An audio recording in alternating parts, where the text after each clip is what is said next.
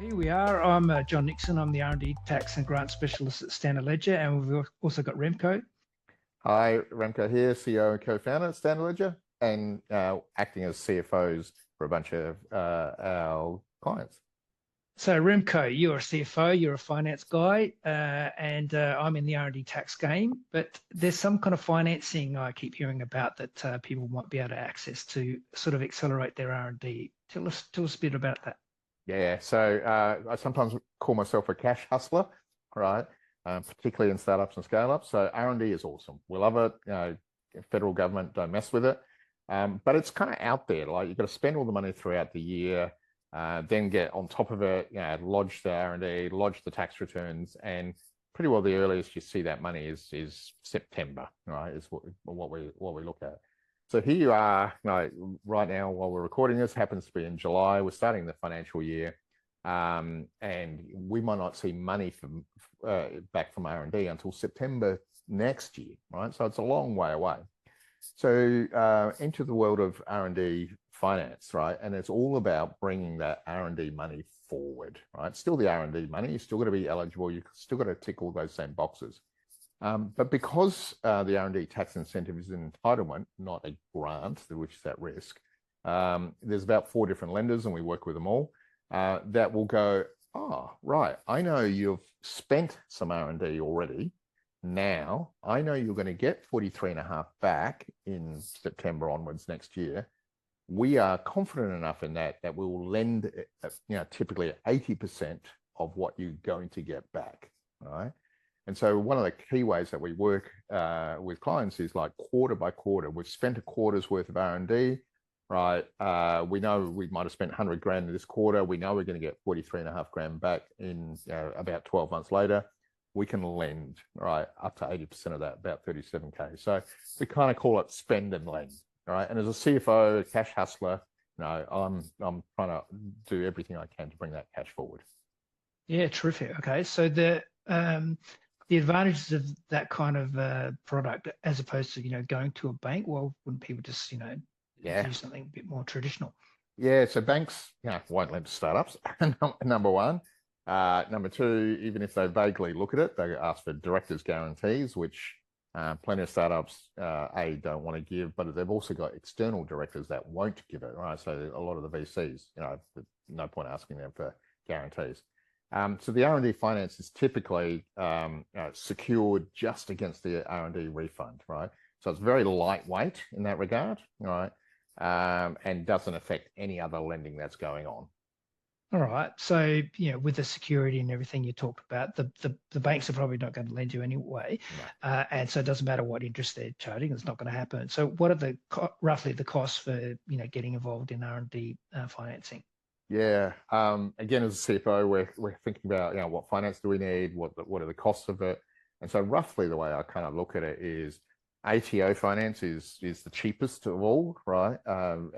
If you haven't actually got a bank loan available to you. So sometimes people look at that and, current rates around 13%. You've got credit cards at, 20+%. And R&D finance at the moment, it always varies, right? But is probably around the 15% mark, and there's a small application fee. Important thing to note is that interest rate accumulates, right? So you don't have to pay interest as you go either, right? And so that accumulates right until the end, until you get your refund. Then the refund goes back to pay the lenders, including the interest that was payable. And that's why they only lend you 80% as well, right, to allow for that interest. And then you end up back with roughly about 20% of it, right, depending how much you've lent. So a key strategy we often do is go forward a quarter or a half a year or 3/4 a year, sort of maximize the amount of the R&D that you've done, right?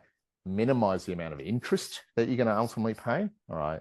And find the line which you need the cash, right? But a good halfway point, get through from July to December, finish the year, get the numbers done, get a loan, bring it forward. So, yeah. Yep.